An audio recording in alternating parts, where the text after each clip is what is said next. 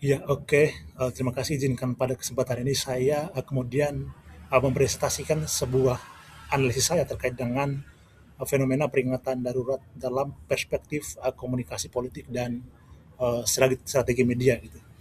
Nah, sebagai informasi sebagai pengantar bahwa seperti yang kita tahu bersama bahwa pada Agustus 2024 yang lalu terjadi sebuah gerakan yang dinamai sebagai peringatan darurat, yang mana simbol ini berlatar biru muncul sebagai reaksi massal masyarakat sipil terhadap eh, langkah dari DPR dan pemerintah yang saat itu berupaya untuk merevisi Undang-Undang Pilkada yang disinyalir sebagai upaya untuk meloloskan Kaisang Pangarep sebagai kontestan dalam Pilkada 2004. Nah, hal itu kemudian memantik amarah dari seluruh masyarakat berbagai kalangan eh, yang menyebar secara organik dan masif melalui peringatan darurat. Nah, fenomena ini menunjukkan keberhasilan organisasi dan pemerintah atau NGO dalam mengubah narasi hukum yang terlalu rumit menjadi simbol emosional yang menggerakkan massa. Nah,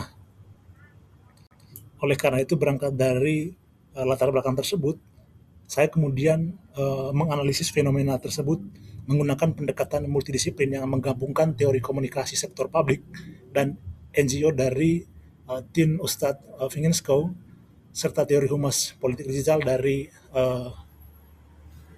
Kara Alaimo. Nah, penulis membedah bagaimana strategi outsider yang dilakukan oleh organisasi non-pemerintah (NGO) bersinergi dengan dinamika media sosial untuk menciptakan konfrontasi yang dimediasi guna menekan institusi sektor publik. Lanjut kemudian dari fenomena tersebut, saya kemudian melihat beberapa fenomena yang dapat dianalisis, yaitu pertama, eh, terjadinya pergeseran strategi dari jalur formal insider ke jalur tekanan atau outsider, di mana berdasarkan teori Vingesco, NGO awalnya seringkali menggunakan strategi insider, yaitu melalui jalur formal birokrasi. Namun ketika saluran formal ini dianggap buntu atau diabaikan oleh pembuat kebijakan, ketika misalnya pembuat kebijakan kemudian mengabaikan jalur formal itu, nah NGO kemudian beralih ke strategi outsider. Nah, strategi ini bertujuan membangun tekanan tidak langsung melalui mobilisasi opini publik gitu. Nah, sejalan dengan itu, Alaimo kemudian mencatat bahwa uh, media memungkinkan aktor politik untuk melewati mediator. Nah, uh, mediator tradisional. Nah, gerakan Garuda Biru atau peringatan darurat tidak lagi membutuhkan persetujuan redaksi berita atau konversi performal pemerintah. Mereka menciptakan saluran informasi mandiri yang langsung menjangkau layar ponsel jutaan warga secara real time. Artinya dalam konteks ini mereka kemudian tidak melewati konferensi pers maupun redaksi berita gitu. Namun melakukan informasi melalui saluran mandiri yang langsung menjangkau ke seluruh kalayak masyarakat. Nah, lalu kemudian yang ke adanya reduksi kompleksitas pesan. Nah, isu putusan MK adalah materi hukum yang rumit, di mana dalam kerangka ini Alaimo kemudian menegaskan bahwa dalam komunikasi digital, pesan yang menggunakan bahasa sederhana atau simple language memiliki kredibilitas dan daya sebar yang lebih tinggi. Nah, simbol peringatan darurat adalah bentuk reduksi bahasa si hukum yang rumit menjadi satu simbol visual yang intuitif. Nah, namun di balik simbol tersebut, NGO menjalankan peran yang disebut Vingensko sebagai penyedia informasi subsidi atau subsidi informasi gitu. Nah, NGO seperti misalnya yang sering kemudian advokasi dalam persoalan-persoalan seperti ini, misalnya ada Perludem, kemudian ICW atau YLBHI, menyediakan ringkasan data dan fakta hukum yang kredibel sebagai bahan bakar bagi masyarakat untuk berargumen di media sosial, sehingga publik kemudian tidak hanya emosional tapi juga memiliki dasar fakta yang kemudian membuat mereka mengkritisi sebuah kebijakan atau keputusan dari pembuat kebijakan. Nah, lalu yang berikutnya, C yaitu eh, konstruksi digital spektakel dan penggunaan tabloid affilius gitu. Nah, fenomena Garuda Biru secara teoritis merupakan sebuah pseudo event atau digital spektakel yang dibukakan oleh Alaimo. Nah, ini adalah peristiwa yang diciptakan untuk menarik perhatian media massa secara masif. Nah, strategi ini sukses karena mengadopsi apa yang disebut Vingenskow sebagai tabloid values, yaitu menekankan pada konflik, negativitas, dan drama emosional. Nah, penggunaan warna biru yang kontras bunyi dalam sirene pada beberapa konten video dan diksi darurat menciptakan suatu sensasi krisis yang memaksa publik untuk segera mengambil tindakan, sehingga mempersempit ruang komunikasi bagi sektor publik untuk melakukan pembelaan narasi secara rasional. Nah, lalu yang kemudian berikutnya adalah terjadi dinamika faktor bubbles dan ekspektasi terhadap tokoh publik. Nah, di sini Alaipo menjelaskan tentang filter bubbles, di mana algoritma memperkuat pesan dalam gelembung yang sudah setuju. Nah, hal ini menjelaskan mengapa narasi Garuda Biru begitu solid di kalangan masyarakat sipil.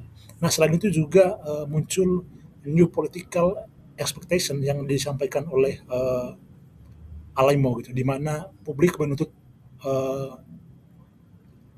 publik menuntut influencer untuk mengambil sikap. Nah, mereka yang tetap diam dianggap tidak berpihak pada rakyat. Nah, hal ini memaksa tokoh-tokoh besar dengan jutaan pengikut untuk ikut mengunggah simbol Garuda Biru yang secara efektif menghancurkan upaya humas pemerintah dalam melakukan isolasi ataupun penutupan terhadap suatu isu yang sedang berkembang di masyarakat. Nah, selanjutnya terjadinya kegagalan atau anchoring talks di sektor publik. Nah, Vingenskow menjelaskan bahwa sektor publik seharusnya melakukan anchoring talks atau briefing di balik layar dengan pemangku kepentingan kunci seperti NGO yang seperti saya sebutkan tadi, ada kemudian ICW dan lain-lain sebagainya itu sebelum melakukan kebijakan kontroversial.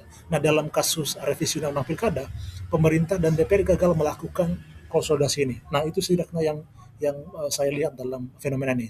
Nah, yang akhirnya hal ini memicu apa yang disebut Vingenskow sebagai mediated confrontation, uh, sebuah konfrontasi yang terbuka di ruang media sosial, di mana posisi NGO lebih dipercaya publik karena dianggap sebagai pakar yang objektif ketimbang institusi atau lembaga resmi seperti pemerintah dan DPR gitu. Nah, lalu dari beberapa fenomena-fenomena yang terlihat dalam uh, fenomena peringatan darurat pada Agustus 2004. Nah, saya kemudian mengambil kesimpulan dalam melihat fenomena ini dengan menggunakan pendekatan dua teori yang saya sampaikan tadi, yaitu saya menyimpulkan bahwa gerakan ini merupakan keberhasilan strategi komunikasi NGO dalam melakukan collective destruction, yaitu namun menghadapi tantangan uh, dalam uh, apa namanya dalam kolektif building, yaitu pembangunan konsensus jangka panjang gitu. Nah, fenomena ini menunjukkan bahwa otoritas informasi tidak lagi berada di tangan pemerintah gitu. Namun NGO telah bertransformasi menjadi komunikator strategis yang mampu mendikte agenda media melalui penguasaan hybrid media sistem gitu. Nah, bagi praktisi humas sektor publik seperti hal misalnya pemerintah gitu. Nah, kasus ini seharusnya menjadi pelajaran bahwa di era media sosial mengabaikan transparansi dan jalur formal integrasi dengan masyarakat sipil hanya akan berujung pada konfrontasi digital yang sulit dibendung. Nah, saya kira ini juga menjadi pelajaran bagi sektor publik seperti misalnya humas pemerintah dan sebagainya. Memang perlu ada satu langkah preventif untuk kemudian mencegah terjadinya gerakan sipil yang mendominasi isu-isu nasional nantinya. Maka diperlukan bahwa sebelum itu mencegah itu bahwa diperlukan uh, suatu transparansi dan jalur formal integrasi dengan masyarakat sipil yang uh, baik, karena seperti yang kita tahu bersama bahwa dalam era kekinian memang informasi yang disampaikan di ruang publik itu sulit untuk dibendung, maka perlu ada langkah pencegahan terhadap hal-hal semacam ini. Ya, saya kira sekian yang bisa saya analisis terkait dengan fenomena peringatan darurat dalam Agustus 2004 lalu melalui pendekatan dua teori yang saya kemukakan tadi. Terima kasih.